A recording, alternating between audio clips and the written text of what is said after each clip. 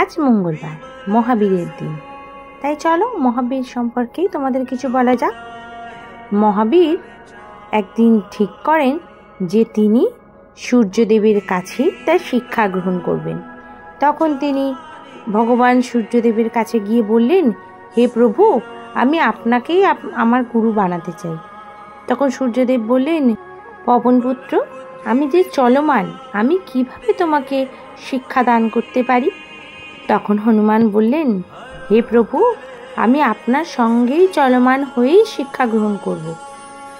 হনুমানজির এই নিষ্ঠা ও ভক্তি দেখে সূর্যদেব খুশি হলেন এবং তাকে শিক্ষা দেওয়ার জন্য প্রস্তুত হয়ে গেলেন। সমস্ত গুরু শিক্ষা, ধর্ম শিক্ষা সবই তিনি হনুমানজিকে প্রদান করলেন। তখন হনুমানজি বললেন, হে গুরু, আমি আপনাকে কি দান দিতে পারি? আপনি আমায় শিক্ষা দিয়েছেন, কি গুরুদক্ষিণা আপনাকে আমি দেব? তখন শ্রী সূর্যনারায়ণ বললেন, তোমার ভক্তি ও শ্রদ্ধাই আমার জন্য গুরুদক্ষিণা।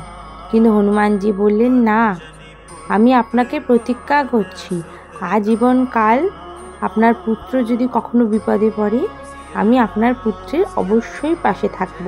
তাই হনুমানজিকে সর্বগ্রহেরই সুফলদাতা বলা হয়ে থাকে।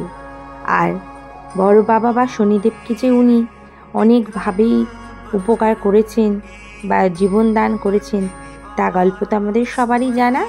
আর যদি না জানা থাকে, অবশ্যই আমরা পরবর্তী পর্বে এই গল্প সম্পর্কেও তোমাদের জানাবো। আমার গল্পগুলো যদি ভালো লেগে থাকে বা জ্ঞানমূলক মনে হয়ে থাকে, তাহলে অবশ্যই চ্যানেলটা সাবস্ক্রাইব করে দিও।